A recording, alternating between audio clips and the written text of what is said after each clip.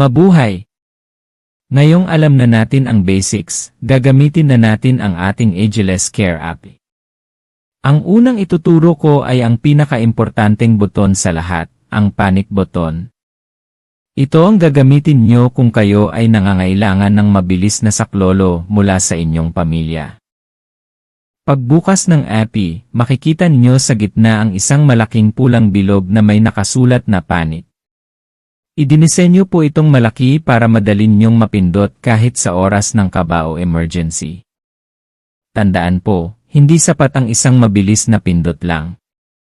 Para maiwasan ang aksidenteng pag-text sa pamilya, kailangang diinan ang buton sa loob ng 3 segundo.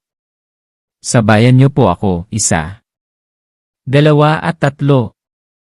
Mararamdaman niyong mag-vibrate ang phone at tutunog ang sirena. Pagkatapos nito, ang inyong lokasyon o giya ay otomatikong ipapadala sa inyong pamilya para malaman nila kung nasaan kayo. Huwag po nating katatakutan ang buton na ito ang inyong sandigan sa oras ng pangangailangan. Kita-kits sa susunod.